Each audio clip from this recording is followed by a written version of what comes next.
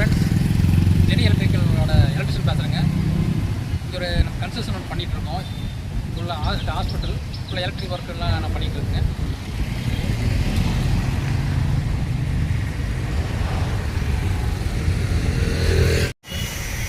Ground floor இது ரூமுங்க.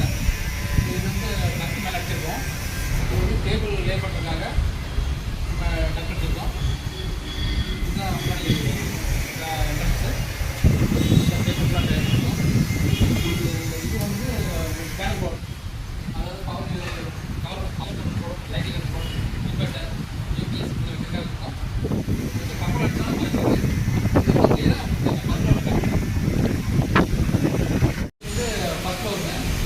Cable incoming telephone incoming light போட்டுருக்காக இருக்கும். இதான் கேபிள் ட்ரே பார்த்துக்கோங்க.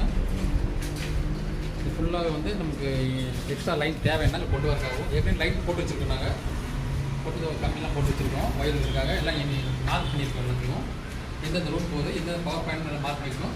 அது போக எக்ஸ்ட்ரா லைட் தேவைன்னா நம்ம வாலில் கொண்டு வர பாரு ட்ரே வச்சுருக்கோம். இதான் பேனல் போடுங்க.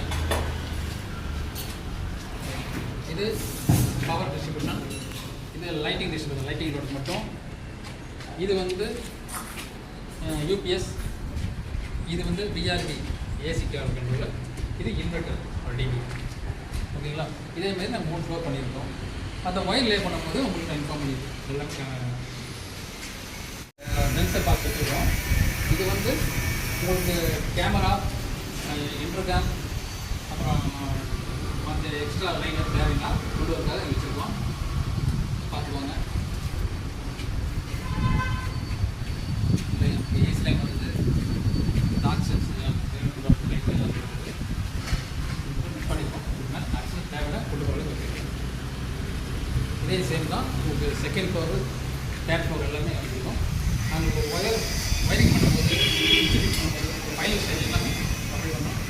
உங்களுடைய ஆதரவு தேவை லைக் பண்ணுங்கள், சப்ஸ்கிரைப் பண்ணுங்கள்.